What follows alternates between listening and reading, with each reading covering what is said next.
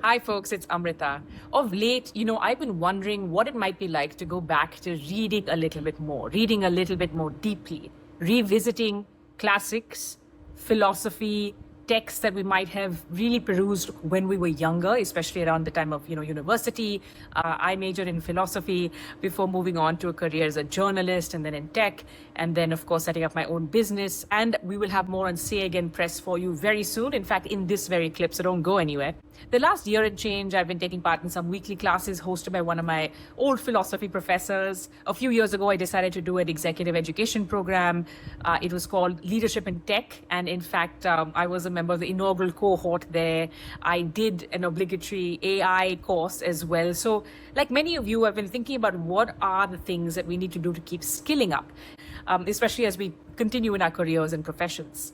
I do think, though, increasingly of late, that it's not so much about structured learning programs, but it is really about staying curious, staying interested in things, staying open to learning new things and old things, and really thinking through what it is people are saying about critical thinking that's going to take us forward. So for those of you who are more productivity inclined, like many of us, there is an element of what are those faculties we're going to keep needing to inculcate and cultivate, critical thinking being one of them. You'll have seen a lot of these headlines and interviews where people are saying in this age of AI, critical thinking and the humanities become more important than ever. But at the same time, I feel like we keep forgetting that it is fun. It is fun to learn new things. I think many of us do enjoy stretching our brains, stretching our imagination, and really enjoy rewiring our neurons the way they do when we learn something new. I wrote a little bit about this, but today I thought we'd put that to the test. So I'm digging into Letters from a Stoic by Seneca, an ancient philosopher. There's a letter here I would not have guessed. It's called On True and False Friendship. Can you believe that?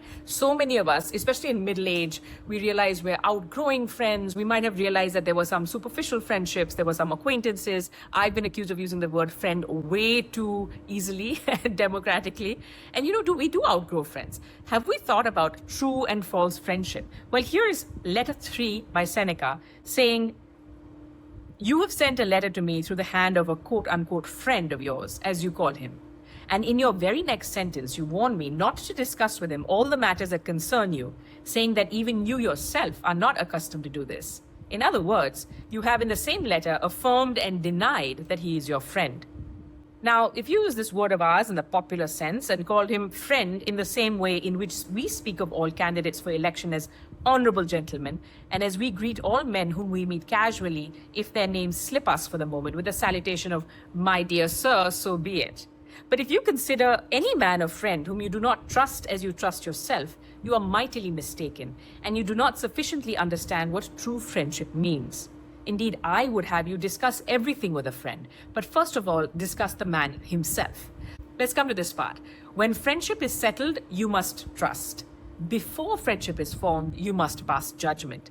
Those persons indeed put last first and confound their duties, who, violating the rules of Theophrastus, judge a man after they have made him their friend, instead of making him their friend after they have judged him, i.e., judge someone before allowing them to be your friend, rather than judging them after they are friends. I think that does make sense, actually. He does go on to say, ponder for a long time whether you should admit a given person to your friendship. But when you have decided to admit him, welcome him with all your heart and soul. Him or her, of course. In this case, I think it's really interesting because what Seneca is saying is, once you've made friends, you should be free to trust them and speak as boldly, he says, with him as yourself. And as for yourself, although you should live in such a way that you trust your own self with nothing which you could not entrust even to your enemy yet, since certain matters occur which convention keeps secret, you should share with a friend at least all your worries and reflections. Regard him as loyal, and you will make him loyal. Some, for example, fearing to be deceived, have taught men to deceive. By their suspicions, they have given their friends the right to do wrong. Let's say that again. By their suspicions, they have given their friend the right to do wrong. This is interesting. He says, there's a class of men who communicate to anyone whom they meet matters which should be revealed to friends alone, and unload upon the chance listener whatever irks them. Oh my God, this is so relevant. Even in 2026, this is relevant.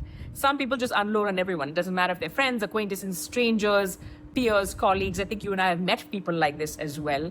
And then he goes on to say, others again fear to confide in their closest inmates. And if it were possible, they would not trust even themselves, bearing their secrets deep in their hearts. I'm sure we know people like this as well. But we should do neither, he says. It is equally faulty to trust everyone and to trust no one. Yet the former fault is, I should say, the more ingenuous. The latter, the more safe. So I feel like it's true.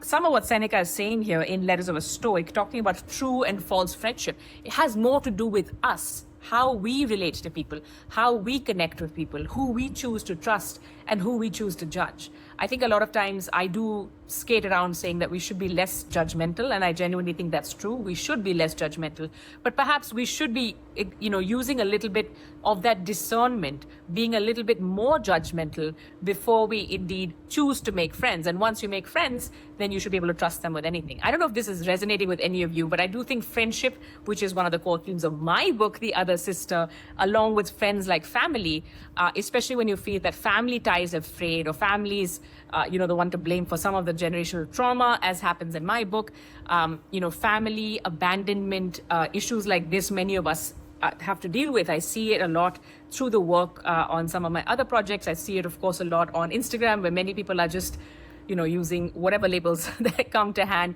But it's true that social media has allowed us to find community sometimes when we haven't been able to find that community offline. One of the points of this book, though, and one of the things that I'm really trying to build out this year as a thesis, but also via Say Again Press, which will be focusing on long-form content as well as community, is this idea of connection. How do we connect to people in a day, in a time, at an age when it feels harder and harder to make those connections that last, those connections that resonate, at a time when there's such a high trust deficit, given not just the way we refuse to agree to disagree, but also the fact that you have bots, you have scams, you have scamsters, you have all kinds of things going on. You have AI slop, you have the enshittification of everything, as we spoke about in a recent podcast episode, and as some of you have also been reading about.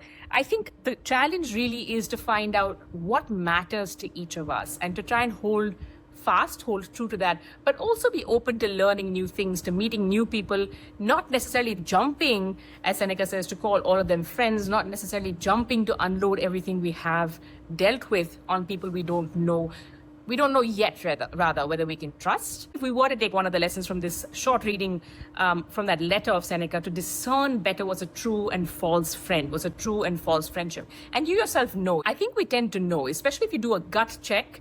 Most of us know who the people are who we can count on. They usually, as I remember an adult telling me when I was young, you can count on the fingers of one hand. When you're young, I don't think that makes any sense whatsoever, because you think a lot of people are your friends. But now I think increasingly you have to find out who are the people who, ring true around you, who allow you to be your authentic self, who are the people who are there for you in the good times and the bad, who are the people who have your back, who are the people whose back you have.